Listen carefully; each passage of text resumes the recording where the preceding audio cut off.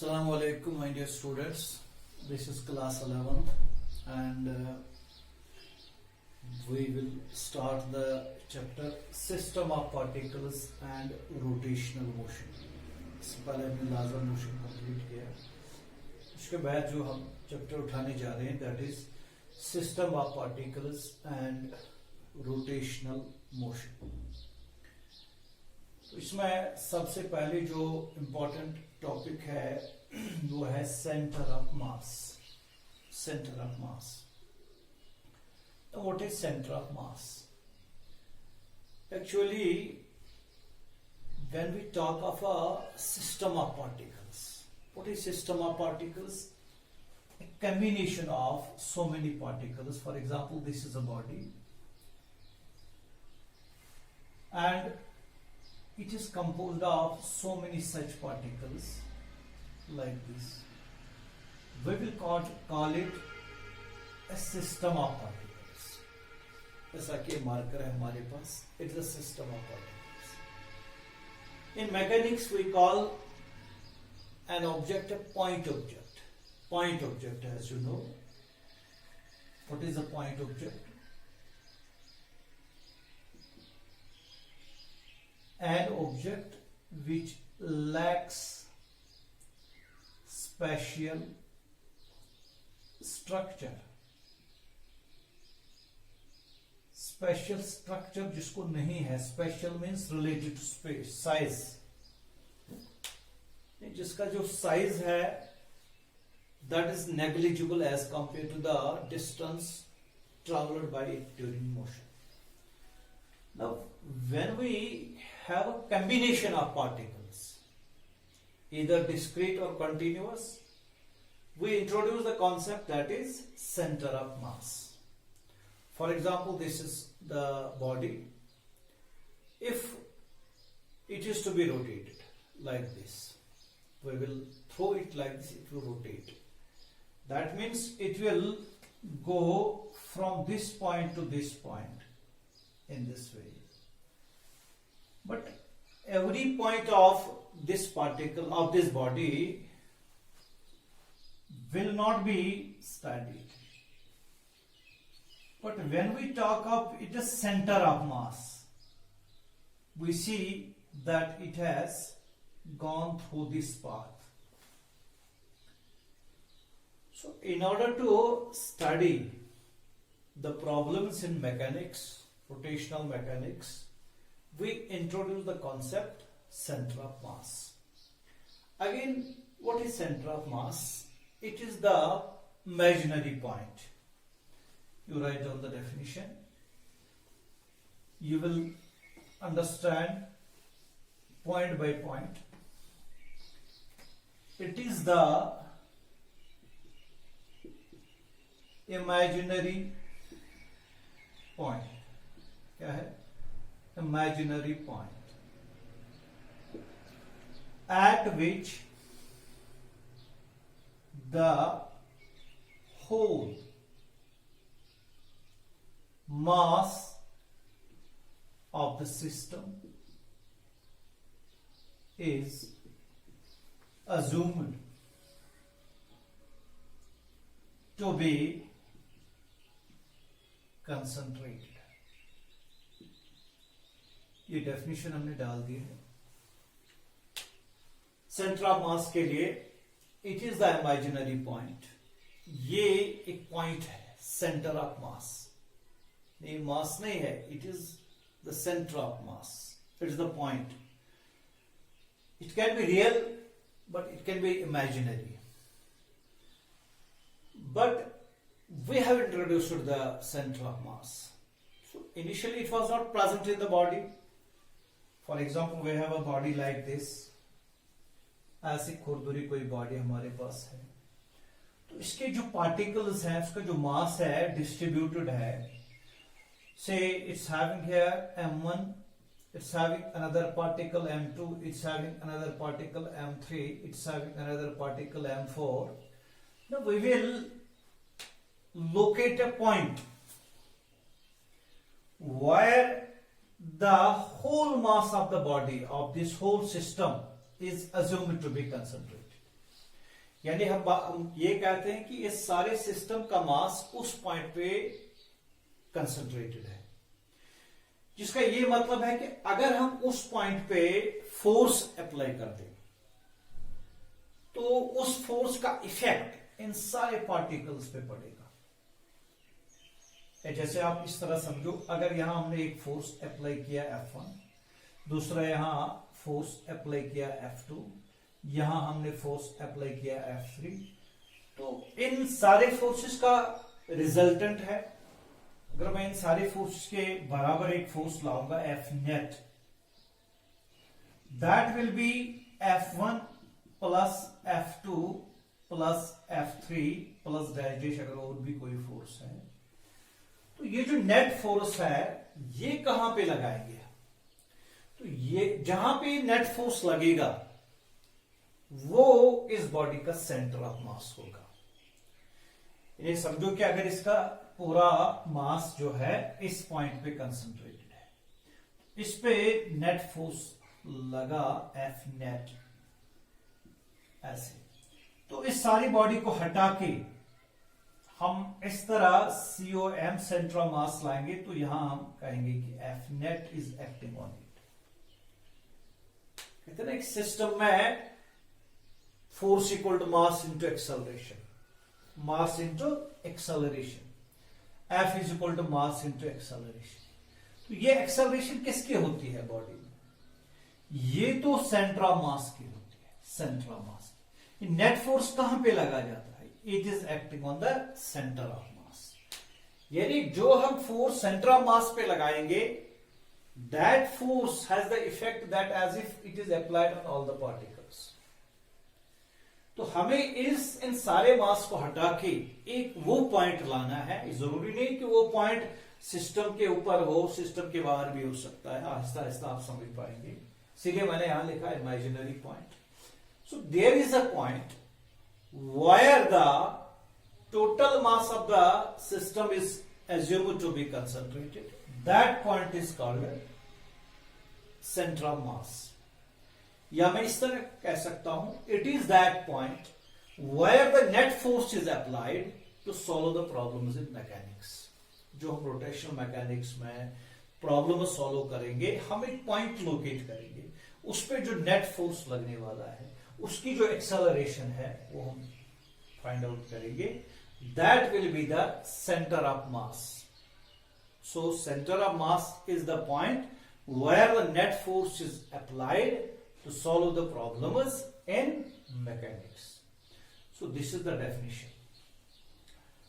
आप इस तरह कंसिडर कीजिए, समझो कि हमारे पास डिस्क्रीट सिस्टम, इसमें दो चीजें आएंगी, एक है कंटिन्यूअस सिस्टम, एक है डिस्क्रीट। पहले हम डिस्क्रीट की बात करेंगे, इसमें अलग अलग M1, M2, M3, ठीक है। अगर मैं यहां इसकी बात करूंगा, इट्स हैविंग कंटिन्यूअस मास, तो इसको हम अलग से डील करेंगे। तो उसके बाद अगर हम यहां एक पार्टिकल लेंगे M1, दूसरा पार्टिकल M2, इसी तरह तीसरा particle M3, now we have a coordinate system like this. तो यहां से इसका पोजीशन वेक्टर ड्रा करेंगे। R1 इसकी दूरी है ओरिजिन से, R2 इसकी दूरी है, R3 इसकी दूरी है से, this is R2 and this is R3, these are position vectors and this is the system of three particles. Now we will find the position of the center of mass. They will have the center of mass, ठीक। इसी तरह मैं इस तरह एक example पहले लूंगा। ये एक हमारे पास एक बॉक्स है, ये दूसरा बॉक्स है, इन दोनों ने सिस्टम बनाया। There is a system of two boxes. Say it's having 10 kg mass, it's having 2 kg mass. Now there will be a point where the total mass of the system is assumed to be concentrated. Say that point will be somewhere on the line joining the two. Say here, this center of mass will not be at the center always. it will be the point where the total mass of the system is assumed to be concentrated, or I can say this point center of mass, the location, the position of the center of mass depends upon two things. Number one, mass. So if we have 10 kg mass, if we have 2 kg mass, the center of mass will be shifted towards the object which is heavier. 10 kg, 2 kg. Heavier is 10 kg. So center of mass will be shifted towards 10 kg. This is one point. Because the center of mass depends upon one important factor, that is called moment of mass. Moment of mass. Remember it. Moment of mass means it depends upon the mass of the system of particles of the system, number one. Number two, it depends upon the distance. It depends upon the distance of the point from the masses. So if we have distance here r1 and here the distance is r2, it depends upon this r1 and r2. Center of mass depends upon r1 and r2. So when we find the product of mass and distance, m1 into r1, it is called, or simply it is, we say mr. This is called a moment of mass, product of mass and the distance. That means the position, this mass, magnitude of this is a mass m, and r is the position of this mass from the center of mass. So moment of mass is defined as the product of mass and distance. Product of mass and distance. So this center of mass depends upon this moment of mass, and it is defined as position of center of mass, COM. It is given as, say, it is RCOM, or we can say it is small r. RCOM, it's equal to sum of SUM, sum of moments. Remember that it is moment, it is not momentum, it is moment of mass. Sum of moments of masses divided by total mass. यानी जो masses system में involve हैं उनका moment निकालेंगे, हम mass into distance निकालेंगे, उसको add कर देंगे. सम ऑफ मोमेंट्स ऑफ मासेस. यहां m1 है, इसका ओरिजिन से डिस्टेंस r1 है. m1 into r1 will be moment of mass for m1. m2 into r2 will be moment of mass for m2. m3 into r3 moment of mass m3. We will add these, so we can write like this: RCOM, it's equal to m1 r1 plus m2 r2 plus dash dash divided by m1 plus m2 plus m3 plus dash dash up to n. This is the position of center of mass of the system of particles. Discrete system. Sum of moments of masses divided by total mass. So this is the very important equation. We have to write it. This is not important how this equation comes out. The important is how to locate, how to position. ये ज्यादा important इसमें है कि आप दो चीजों का moment of center of mass निकालेंगे. You try to understand, you try to find out, you try to learn how we can find the center of mass of the system of particles. This equation you will come to know. Where does it come? You will come to later. RCOM is equal to M1 R1 plus M2. What is this M1 R1 plus M2 R2? Sum of moments of the masses divided by total mass. ठीक? So the first point is definition मैंने बताई. What is center of mass? It is the point, it is the imaginary point where the total mass of the system is assumed to be concentrated. Second point, it is the point where the net force is applied on the system to solve the problems in mechanics. Third point, we can say it is located, its position is located by the equation RCOM equal to M1 R1 plus M2 R2 plus M3 R3 plus die dash divided by M1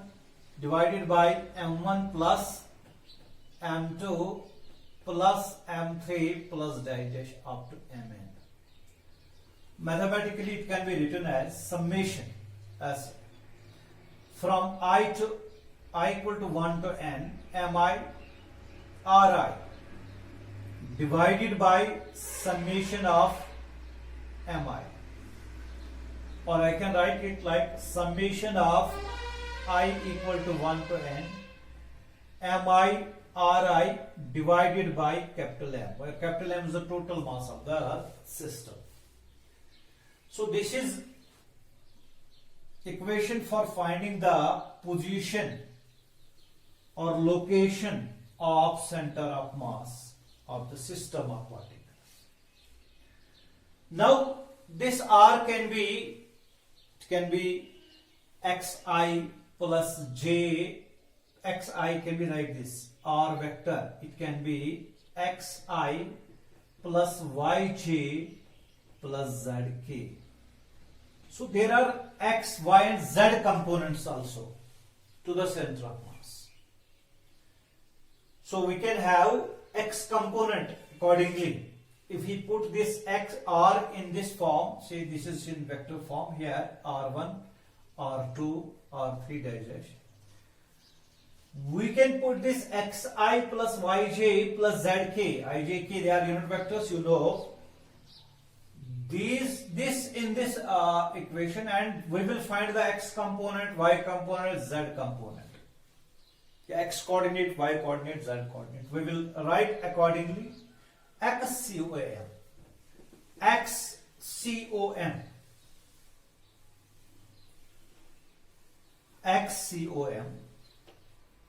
will be M1 x1 plus M2 x2 plus die dash plus Mn xn whole divided by M1 plus M2 plus die dash plus Mn. X coordinate of the center of mass. Similarly, y coordinate. YCOM, it's M1 y1 plus M2 y2 plus die dash plus Mn yn whole divided by M1 plus M2 plus M3 plus die dash plus Mn. And accordingly, z coordinate of center of mass will be ZCOM M1 Z1 plus M2 Z2 plus die dash plus Mn Zn whole divided by M1 plus M2 plus M3 plus die dash up to Mn. These are the components of RCOM. R, center of mass, components of this. So we will find x, y and z components of the center of mass. Please you note it. Jaldi karo.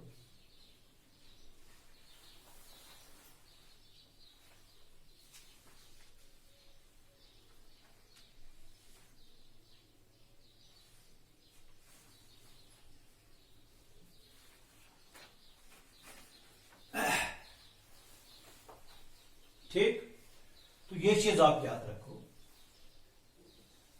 Now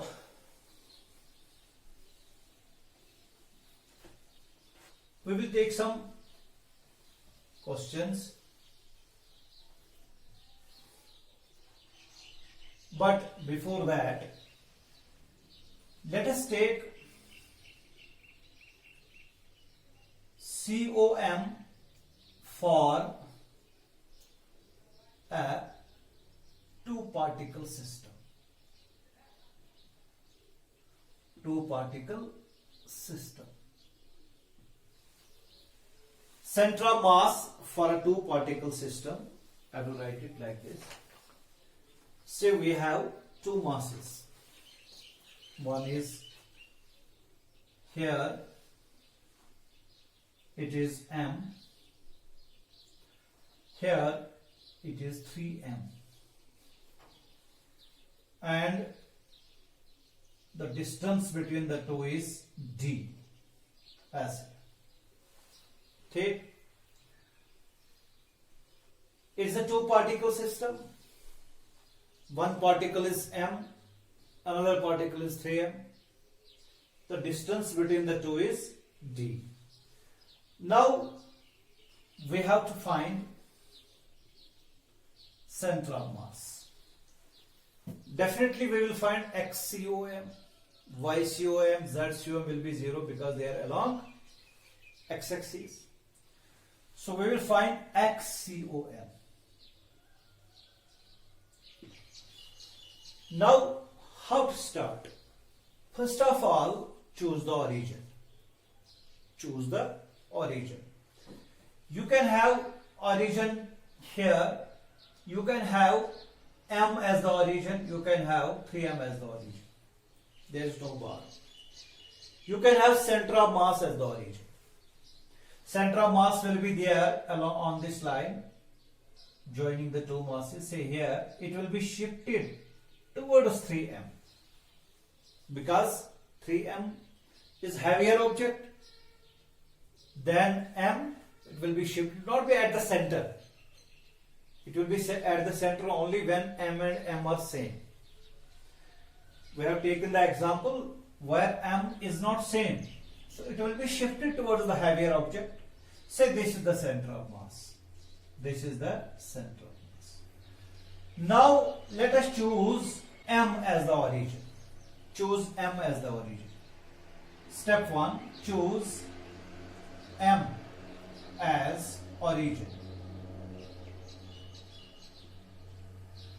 ठीक.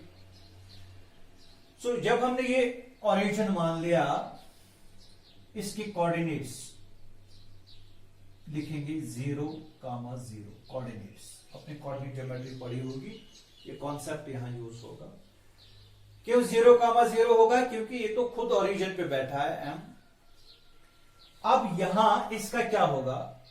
यहां से यहां तक x coordinate d is, it is d, x coordinate and y coordinate is 0. ठीक. अब देखो, अभी हमने लिखा XCOM, second point, sum of moments of masses. That means m1 x1 plus m2 x2 divided by m1 plus m2. क्योंकि ये to particle system है, हम दो ही टर्म्स में लेते हैं. So it will be m. m1 is here, m x1 इसका 0 है, x1 y1, x2 y2. Please note it. x1 is 0, y1 is also 0, x2 is d, y2 is 0. So m1 into x1 plus m2, m2 is 3m, this is m1, this is m2, into x2, x2 is m1, x1, x2, it is d divided by m1 plus m2, m plus 3m. m1 के बदले m और m2 के बदले 3m. ठीक, आराम से सीख लो क्योंकि बिल्कुल बेसिक लेक्चर है. It is equal to, it is 0, 3m divided by 4m into D. तो m से m मर गया, दैट इज 3/4d, 3/4d। तो यानी कि इस m से 3/4d की दूरी पर तो जो ये होगा it will B 1/4। So XCOM के कोऑर्डिनेट्स क्या होंगे? इट विल बी 3/4d, 0,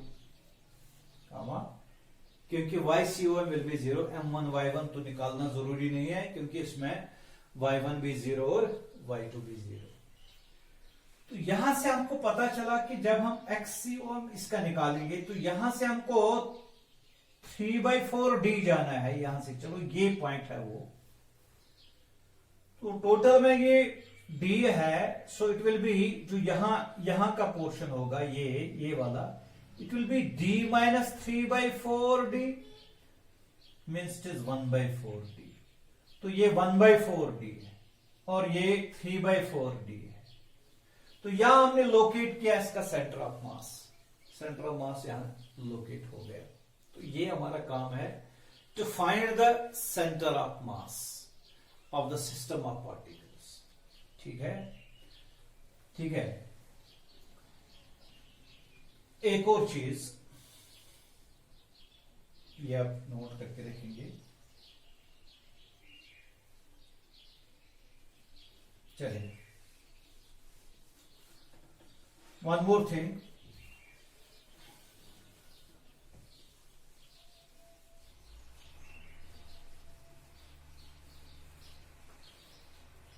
देखिए जो हमने यहां से यहां तक निकाला, जो उसका नाम देते हैं ए, यहां बी और यहां सी। जो हमने ए सी निकाला, ए सी इट इज R1, इसको R1 नाम देते हैं। ठीक है, so it will be equal to क्या क्या इसका XCOM जो है इसका कोऑर्डिनेट क्या रहा? 3/4d, 0। ठीक, और जो हमने BC से इट इज R2, तो उस हिसाब से XCOM जो है वो किस पे आएगा? 1/4d, 0, 1/4d, 0। ठीक है, तो ये आप नोट करेंगे। टू पार्टिकल सिस्टम के लिए हम इस तरह निकालेंगे। अब इसका एक शॉर्टकट फॉर्म भी आपको याद रखना है। से वी आर हैविंग जनरल में मैं बोलूंगा ये मास m1 है और ये मास m2 है।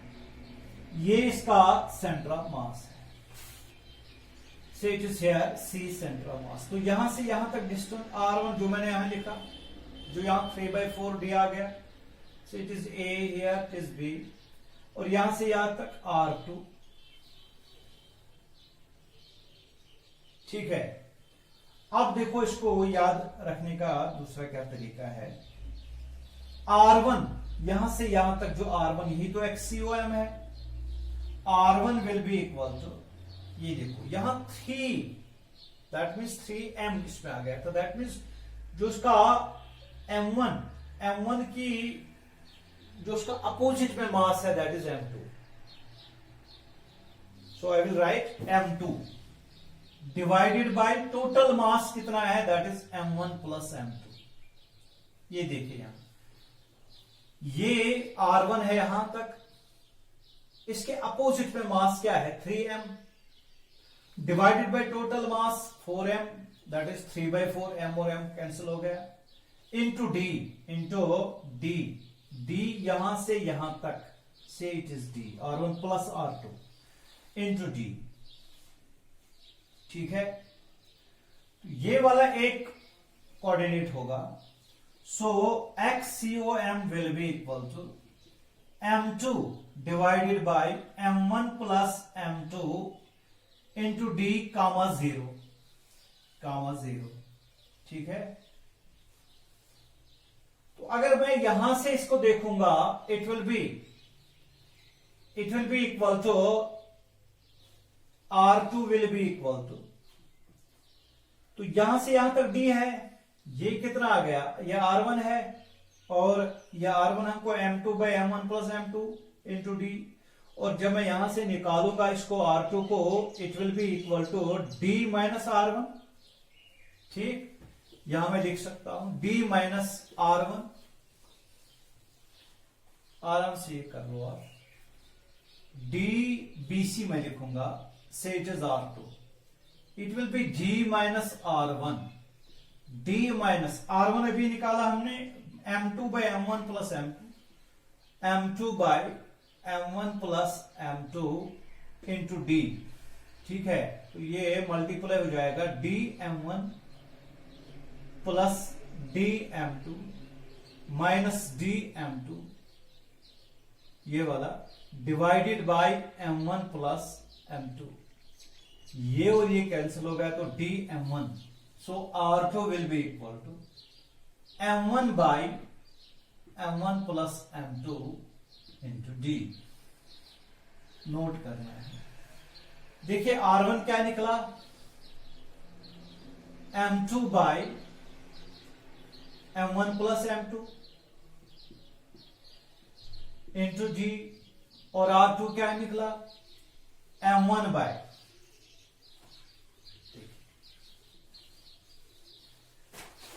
M1 by M1 plus M2, ये R2 है, यानी जो R2 है इसके अपोजिट में M1 है। ठीक है, अपोजिट में M1 है, वही लेना है, divided by M1 plus M2। जो यहां R2 है उसके सामने वाले के पास, R1 के सामने में क्या है, जो है M2 जो है, ये R1, उसके आगे क्या है M2, डिवाइडेड बाई, ये याद रखना है, R2 के पास M1।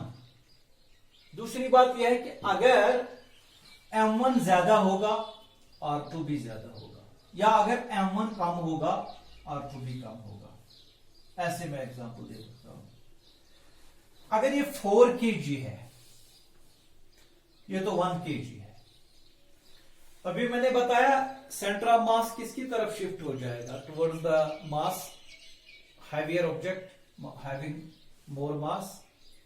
सो यहां से भी क्लियर होता है, अगर मैं यहां R1 ले लूंगा, R1, ये वाला R2 है, ये इसका सेंटर ऑफ मास है, बिल्कुल इसके साथ कंपेयर कीजिए। तो अगर R1 जो है, इट विल, अगर ये मुझे निकालना है R1, simply I will use this formula. एक तो वो M1 X1 वो मैंने बताया, फिर दूसरा फॉर्म मैं इसको बता रहा हूं।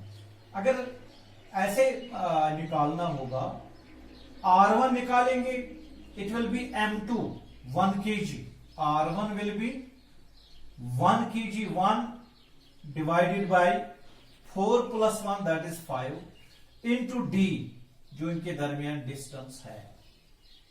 ठीक है, R2 कितना होगा, R2 कितना होगा, इसके सामने वाले 4, तो R2 विल बी M1, वो M1 हमने लिया 4 डिवाइडेड बाय 5 इंटू D, क्योंकि 4 डिवाइडेड बाय 5 इंटू D। ये देखो M1 is here, M2 is here, M1 is greater than M2, clear है ना, यहां M1 is greater than M2, M1 बड़ा है M2 से।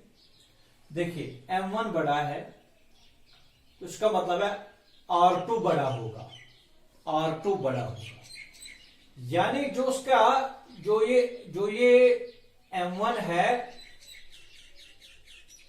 ये ज्यादा है।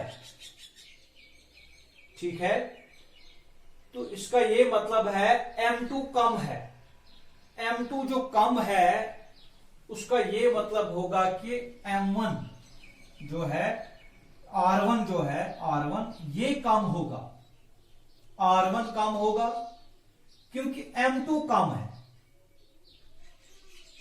ठीक है, M2 कम है, ये वाला उसके सामने वाला मास का मतलब है R1 कम होना चाहिए, यानी इसका ये मतलब है कि जो उसका सामने वाला मास कम है तो उसको अपने से दूरी कम बढ़ाएंगे, क्योंकि इसको सेंटर ऑफ मास उसके साथ में रहेगा, यही मैं समझाना चाहता हूं।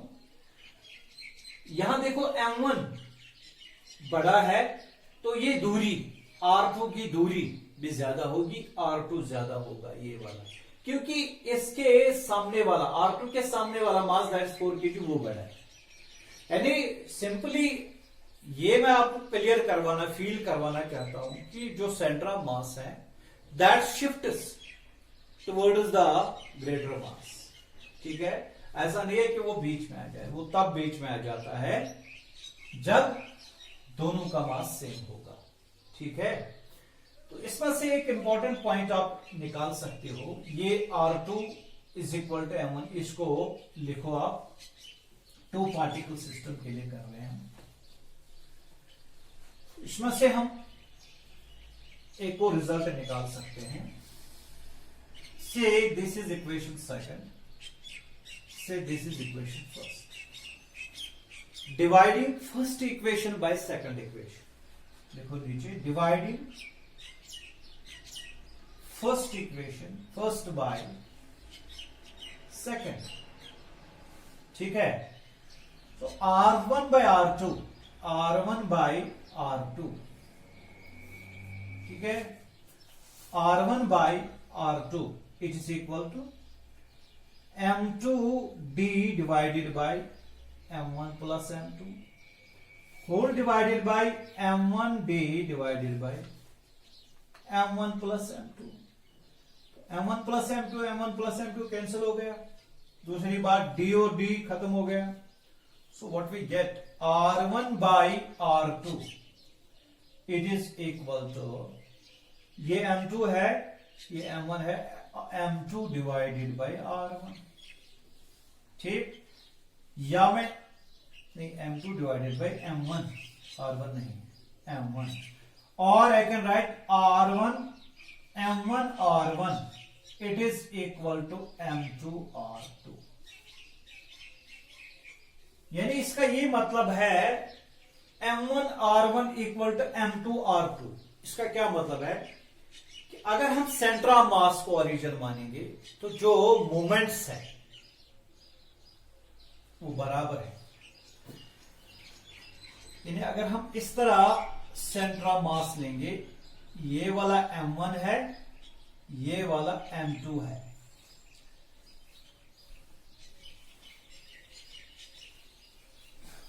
ऐसे से this is M1 and this is M2।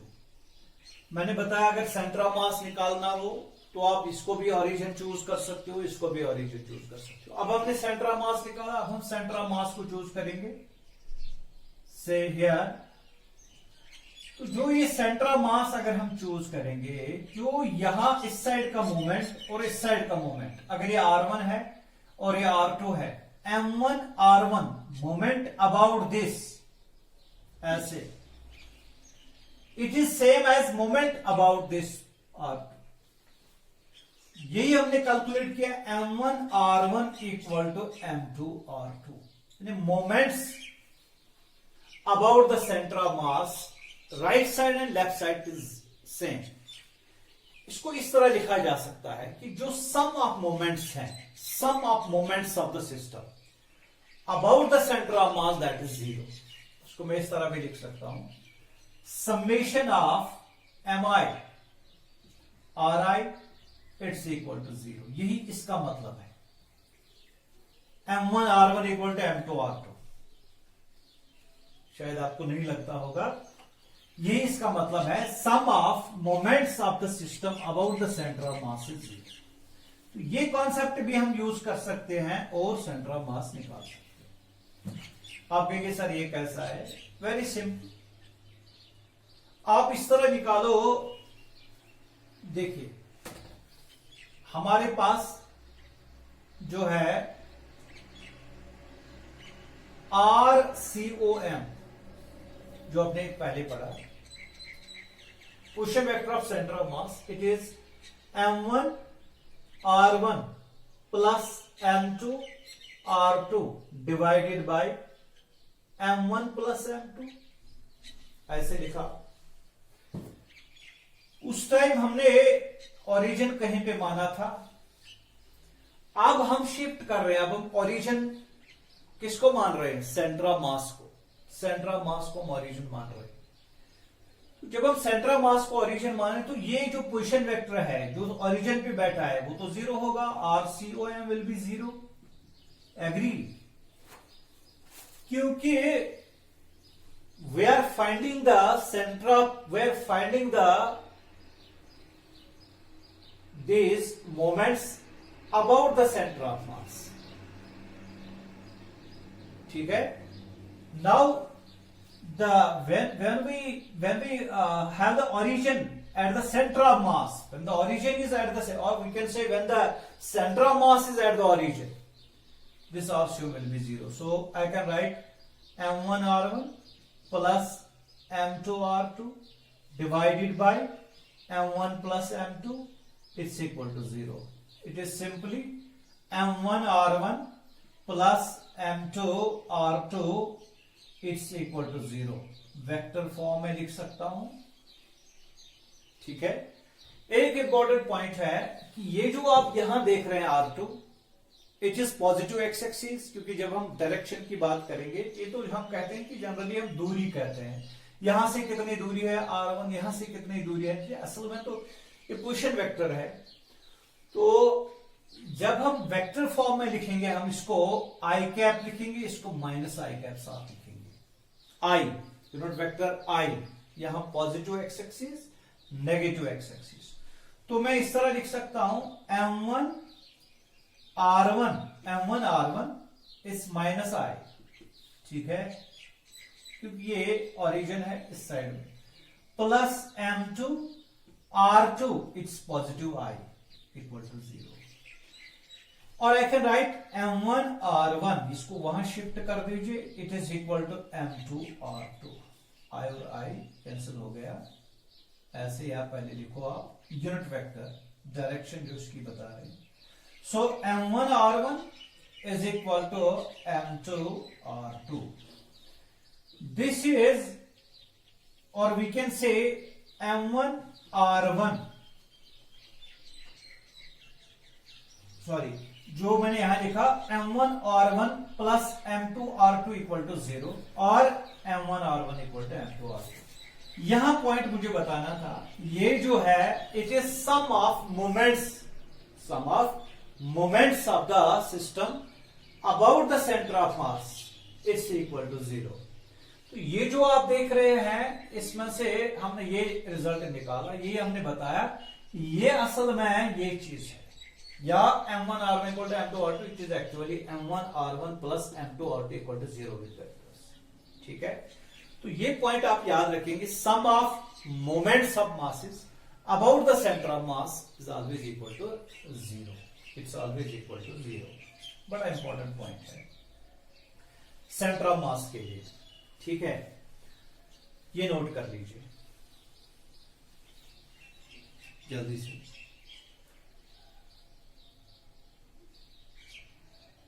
ठीक, नाउ आई विल रब अप। क्वेश्चन एक लिखो आप, आहिस्ता आहिस्ता हम कर रहे हैं क्योंकि ये बिल्कुल बेसिक चीज है, नया चैप्टर है ये, मैं नया चैप्टर उठाया। तो लिखो बेटे, if we have masses M here, another mass, it's here 2M। ठीक, और इसके कोऑर्डिनेट्स 1,0, इसके कोऑर्डिनेट्स 4,0 कोऑर्डिनेट दिए गए हैं। Find the centre of mass. 2 particle वाला सिस्टम है, इसको XCOM निकालना है। तो क्वेश्चन है find, very simple, find centre of मास। तो पहला पॉइंट मैंने आपको बताया, फर्स्ट स्टेप इसमें है कि आप ओरिजिन को चूज करें। ठीक है? ओरिजिन चाहे आप M1 को चूज करें, M2 को चूज करें, या सेंटर ऑफ मास को चूज करें, फर्क नहीं पड़ेगा। हाँ, ये जो है सेंटर, ये जो आप देखेंगे फिर सेंटर ऑफ मास के जो कोऑर्डिनेट्स हैं वो डिफरेंट आपको लगेंगे। तो ये उस हिसाब से देखना है कि हमने ओरिजिन किस पॉइंट को चूज करना है। ठीक है, so let us find XCOM।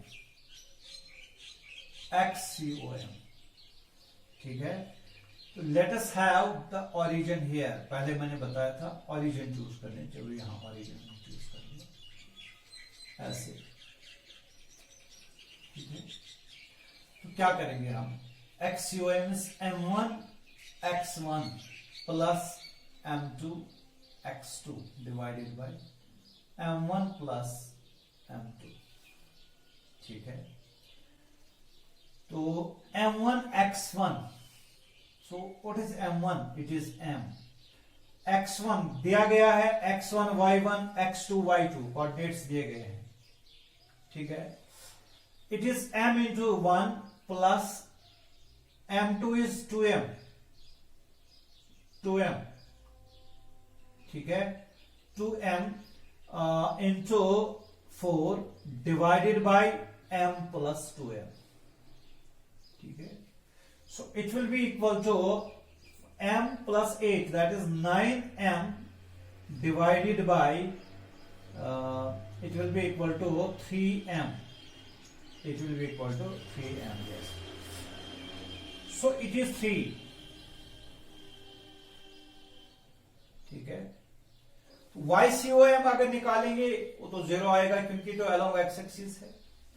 तो इसका ये मतलब है ओरिजिन से 3 यूनिट से, तो 1 यूनिट है, 2 यूनिट, 3 यूनिट जाना है, 2 यूनिट और जाना है, ऐसे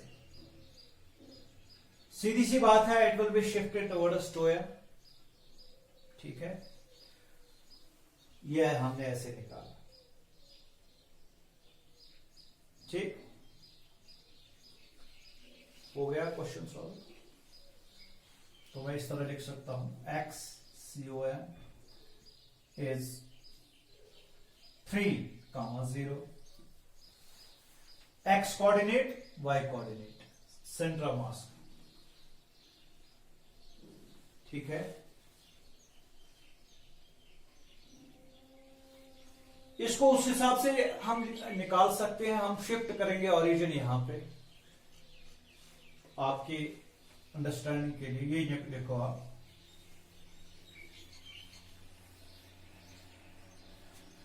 चलिए ओरिजिन हम नहीं, इसको ओरिजिन हम यहां जो है इसको ये 1,0 है।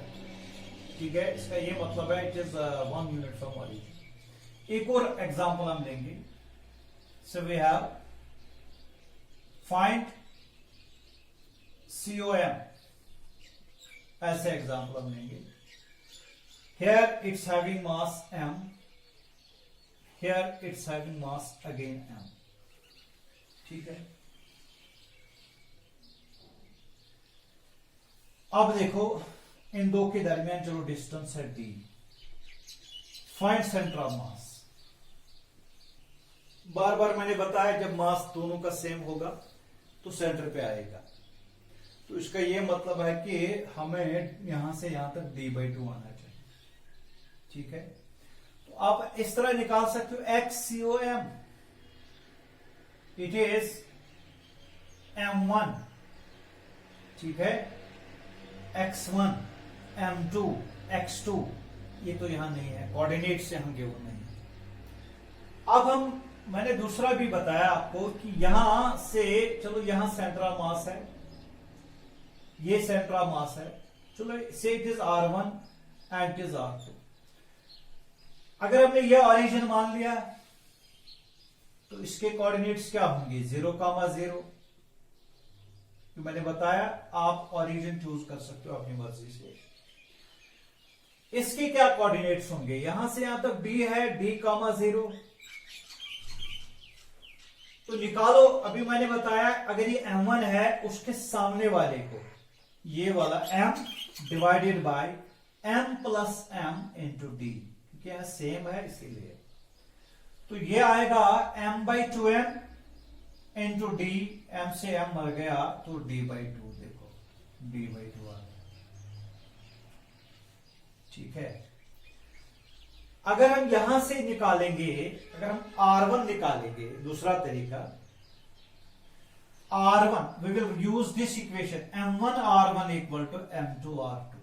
इसका ये मतलब है हमने कहां से अब सेंट्रम हमने अब स्टार्ट कहां से किया, we are using the origin. Start हमने अब कहां से किया, यानी ओरिजिन कहां शिफ्ट किया, एट द सेंटर ऑफ मास। जब हम centre of mass origin choose करेंगे उस time M1 R1 equal to M2 R2, sum of moments of the system about the center of mass, that is equal to 0, or we can write M1 R1 equal to M2 R2।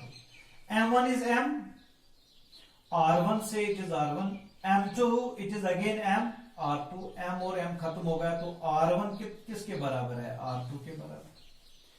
R1 plus R2 कितना है, D, so I will write R1 plus R2, it is D, it is D। ठीक, तो यहां R1 R2 बराबर है तो यहां R1 लिखो, प्लस लिखो R2 के बदले ही R1 is equal to D, तो ये ट्वाइस R1 आएगा D, तो ये R1 कितना आएगा, D/2, यानी यहां से यहां तक D/2 है तो ये D/2 की दूरी पे आएगा, बराबर बराबर। M यहां से भी R2 भी D/2 आएगा, इसका ये मतलब है कि D/2 की दूरी पर सेंटर ऑफ मास होगा।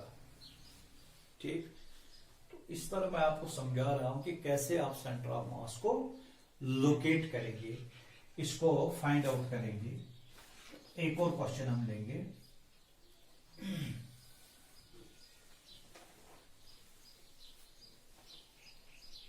तो ज्यादा मसला इसमें सेंटर ऑफ मास को निकालना है। बहुत सारी सिचुएशंस हैं, 1D 2D 3D, बहुत सारी सिचुएशंस हो सकती हैं।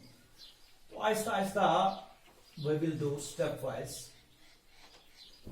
देखिए बेटा, आप क्वेश्चन लिखो अपनी नोटबुक पे। 4 particles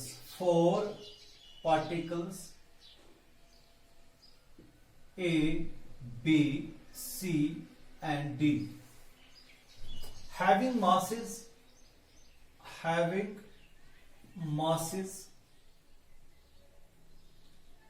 M, 2M, 3M, 4M respectively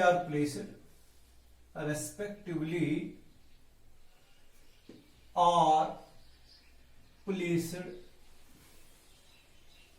in order at the corners of square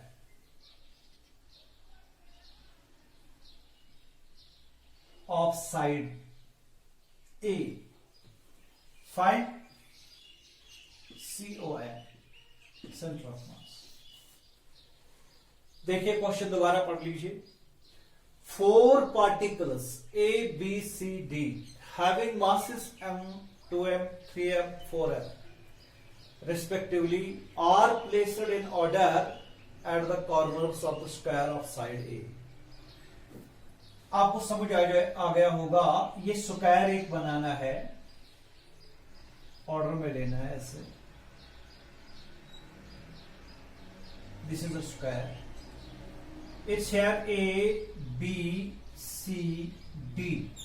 ठीक, अब यहां पे M रखा गया, यहां पे 2M रखा गया, यहां पे 3M, क्योंकि ऑर्डर में लेना है, 3M और यहां पे 4M इस डी पर। ठीक है, समझ में आ गया। साइड स्क्वायर का ए है, ये भी ए, ये भी ए, ये भी ए और ये भी ए। ठीक है, हमें ये जो 4 मासेस हैं, जो इनकी डिस्ट्रीब्यूशन है, हमें इनका सेंटर ऑफ मास बताना है। We have to find the point where the total mass of the system is supposed to be concentrated. We will use the procedure XCOM, YCOM, ZCOM, इसी तरह। पहले स्टार्ट में हमको यू चूज करना है origin, choose the origin, ठीक है। Let us choose the origin at M और we can say at E, ठीक है। तो इसका मतलब है ये ऐसे x एक्सिस है और ये ऐसे y एक्सिस है, ऐसे। दूसरी बात, ये M कहां पे आ गया? ओरिजिन पे आ गया, तो इसके कोऑर्डिनेट्स क्या होंगे? कोऑर्डिनेट्स 0,0, क्योंकि ओरिजिन पे बैठा है। अब इसके कोऑर्डिनेट्स बताइए, हर एक के कोऑर्डिनेट्स बताइए। 2m के कोऑर्डिनेट्स यहां से यहां तक की a है और y की दूरी नहीं है, इसको 0, a,0। अब इसकी बताइए 3m के बताइए। यहां से a है, यहां a है, जिस a,a, ठीक है। अब इसका बताइए, ये तो y एक्सिस की दूरी पर है, x एक्सिस की दूरी पर नहीं है, दैट मीन्स 0,a। पहला काम हमने किया, हमने इन सारे मासेस का के कोऑर्डिनेट्स बताए, ठीक है, सेंटर ऑफ मास बताना है। अब हो गया मसला हल। XCOM निकालिए। M1 x1 plus M2 x2 plus M3 x3 plus M4 x4 divided by M1 plus M2 plus M3 plus M4, क्योंकि 4 मासेस हैं, इसकी 4 ही टर्म्स मैंने लाए। ये देखो, ये x1 0, y1 0, x1 a, x2 a, y2 0, x3 a, y3 a, x4 0, y4 0। Substitute कर लीजिए, you will do it. M1 कितना है? That is M, x1 0 plus M2 कितना है? 2M, x2 that is A plus M3 कितना है? That is 3M, x3 that is A, ये वाला, प्लस M4 कितना है? M4 ये है 4M और x4 that is 0, whole divided bye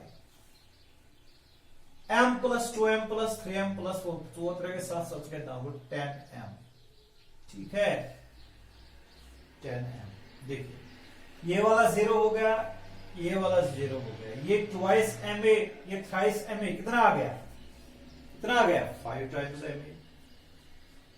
so should I right like this? Centre of मास निकाल रहे हैं, XCOM is equal to 5MA is side divided by 10M। 5 से 5 कट गया, 5 1 नहीं, M से M कट गया, 5 1 5 2 दिस A/2। सेंटर ऑफ मास का x coordinate A/2 आ गया, इसका y कोऑर्डिनेट भी निकलेगा, आप देख रहे हैं x1 y1। अब YCOM निकालेंगे इसी हिसाब से, आहिस्ता आहिस्ता चल रहा हूं ताकि आपको समझ में आ जाए। बोलो क्या निकालेंगे? YCOM इट विल बी, शाबाश, M1 y1 plus M2 y2 plus M3 y3 plus M4 y4 divided by M1 plus M2 plus M3 plus M4। M1 बोलो, it is M, y1 it is 0 plus M2 2M, y2 0, M3 3M, y3 A, M4 it is 4M, y4 it is A, divided by m plus 2m plus 3m plus 4m that is 10m, m1 plus m1। ये वाला 0 होगा, ये भी 0 होगा, ये 3ma, ये 4ma, तो ये कितना आएगा 7ma, 7ma divided by 10m। ठीक है, m से m कट गया तो 7/10 a आ गया। ठीक है, ठीक है, तो YCOM will be 7/10 a, note करके रखो। अब RCOM मैं इस तरह लिख सकता हूं, RCOM it will B XCOM YCOM, और I can write it is XCOM कितना आ गया a/2, YCOM कितना 7/10 a। ठीक है, ठीक है, a/2 इसका ये मतलब है, देखो ये वाला a है x सेम, तो ये a/2, तो ये हाफ है, इसका मतलब है ऊपर a/2, यहां सबको यहां है, मैं ये पॉइंट लोकेट कर रहा है। a/2 इसका एक कोऑर्डिनेट है, दैट मीन्स हाफ, ऐसे 7/10 a दैट मीन्स 0.7 ऊपर जाना है, 0.7 मीन्स हियर।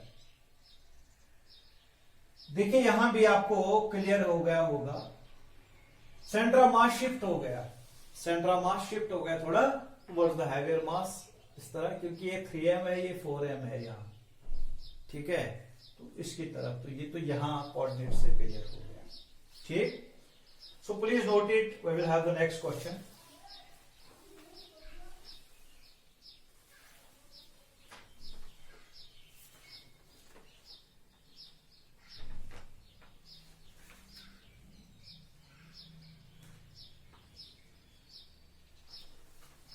चलिए,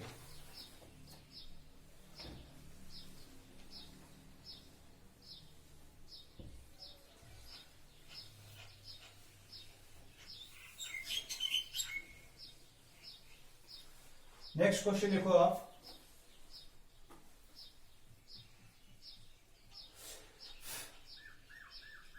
एक सिस्टम ऑफ पार्टिकल्स है like this, say it's here m, it's here m, it's here m, side is a and a। ठीक, we have to find centre of मास, जैसा कि इस तरह भी हमने स्क्वायर वाले प्रॉब्लम में की निकाला, अब तो एक ट्रायंगुलर फॉर्म में निकालना है। यानी masses are distributed like this to form the triangle, we have to find the center of mass of the system। बिल्कुल वही प्रोसीजर जो मैंने दिखाया आपको। सबसे पहले क्या करेंगे आप बताइए, शाबाश। First of all you will choose the origin. अब आपकी मर्जी, ओरिजिन ये चूज कर लो, ये चूज कर लो, ये चूज कर लो, कोई प्रॉब्लम है नहीं। चलो ये हम चूज करते हैं ओरिजिन को m, ये वाला। जब हमने ये इसको ओरिजिन चूज कर लिया तो इसके कोऑर्डिनेट्स हम लिखेंगे 0,0, क्योंकि ओरिजिन पे बैठने वाला 0,0 कोऑर्डिनेट्स उसके होते हैं। अब यहां से यहां तक इसके कोऑर्डिनेट्स क्या है, x कोऑर्डिनेट a है, y तो 0 है। ठीक है, अब इसके बताइए, ये तो x की दूरी पर भी है, y की दूरी पर भी है, लेकिन कितना है x की दूरी पर, y की दूरी पर कितना है, ये तो देखना पड़ेगा, गिवन नहीं है, ऐसे निकालेंगे हम। ठीक है, आप एक कॉन्सेप्ट यूज कीजिए कि ये ए ट्रायंगुलर फॉर्म में है, तो तीनों साइड्स बराबर हैं, तो ये इक्विलेटरल ट्रायंगल है। कौन सा? It is equilateral triangle. Equilateral triangle means it is equiangular, ये तो 60 डिग्री होगा, इनफैक्ट ये भी 60 डिग्री होगा, ये भी 60 डिग्री होगा। चलो ठीक है, अब देखो हमें ये डिस्टेंस जरूरत है इसका कोऑर्डिनेट बताने के लिए। ठीक है, ठीक है, और ये वाला। अब हम क्या करेंगे, इस ए को रिजॉल्व करते हैं, कंपोनेंट्स में रिजॉल्व करते हैं ए को ऐसे साइड में, रेजोल्यूशन ऑफ वेक्टर्स याद कीजिए, ये वाला एक कंपोनेंट, ये वाला दूसरा कंपोनेंट, एंगल 60 डिग्री यहां है, ठीक। तो इसका मतलब है इसका ए कॉस थीटा यहां होगा, a cos theta, theta means 60 degree, a sine theta it means a sine 60 degree, ठीक है, ए साइन 60 डिग्री। तो इसका ये मतलब है कि ये जो यहां आप देख रहे हैं, इसके देखो ये वाला ए कॉस 60 डिग्री, ये ए है, ये सारा ए है, कंफ्यूजन ना हो।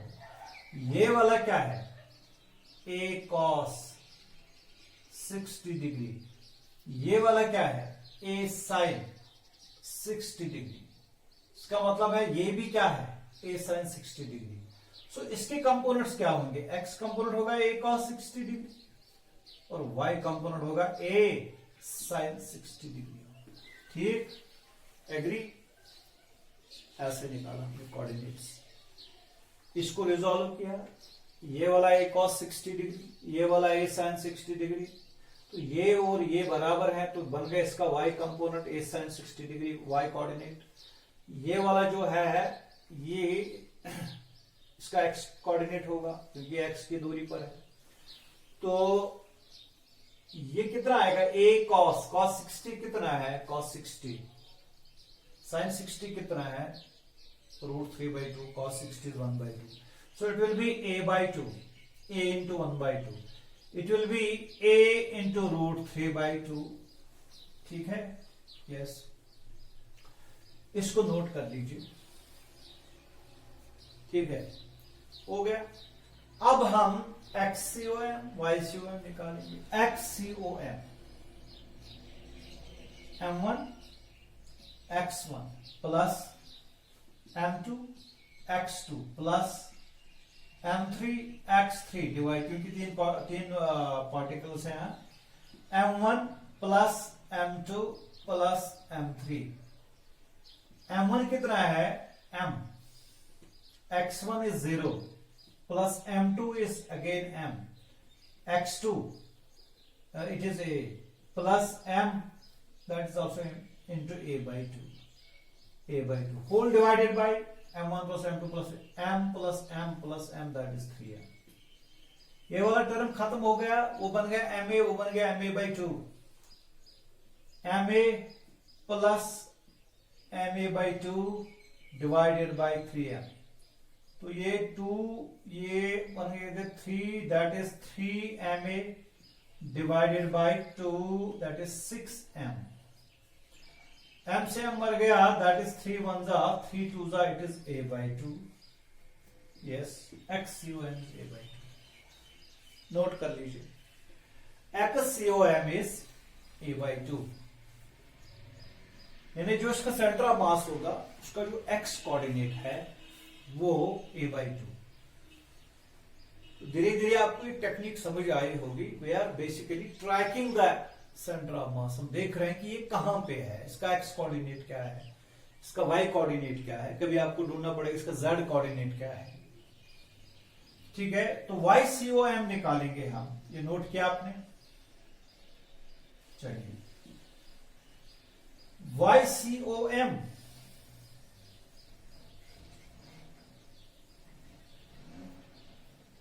ठीक है, YCOM it will be equal to YCOM M1 Y1 plus M2 Y2 plus M3 Y3 divided by M1 plus M2 plus M3। M1 Y1 it is M into 0, M2 Y2 M into 0, M3 Y3 M into A√3/2 whole divided by M, that is 3M। तो ये M into A√3/2 into 3m, m से m मर गया, it is a√3 divided by 6। ठीक, चलिए इसको note कर लीजिए। तो हमने RCOM, यहां मैं लिखूंगा RCOM के x कोऑर्डिनेट और y कोऑर्डिनेट निकाले, तो वो आ गए a/2 कामा a√3/6। इस तरह सेंटर ऑफ मास निकाला, नोट कीजिए।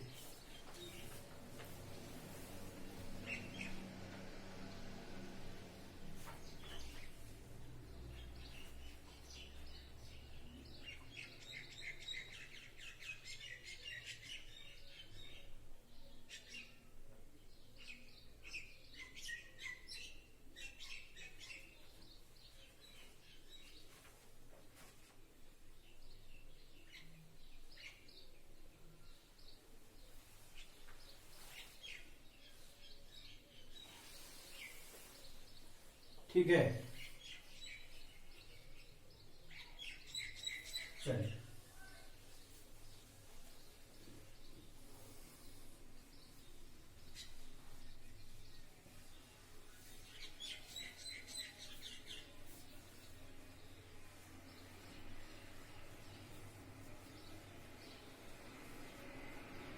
अब हम एक और पॉइंट इसमें लेते हैं।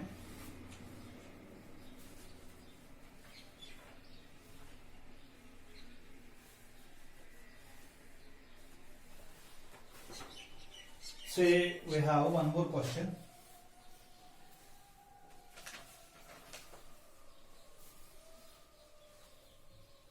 Question 4, 5. Say it is here 2m.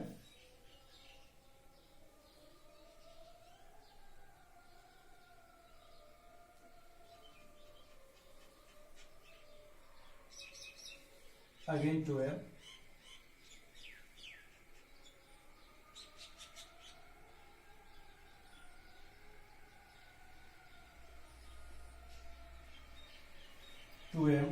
It is m.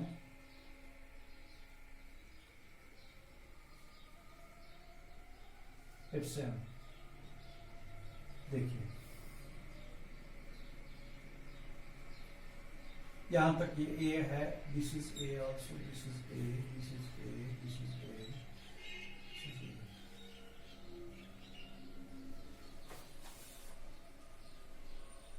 देखिए इसके कोऑर्डिनेट्स क्या हैं। गिवन है a comma minus a m की, here minus a comma minus a, ये ओरिजिन है इसका। देखिए a कामा माइनस a, ऐसे बोलो इसके क्या आएंगे। यहां a है, ऊपर भी a है, a कामा a, इसके क्या आएंगे, ये वाला माइनस ए, तो माइनस ए कामा ए आएगा। ठीक है, हाँ, तो इसको माइनस ए आएगा। देखिए सिस्टम हमारे पास है, यहां 2m, यहां 2m, ये m, ये इसका ओरिजिन है।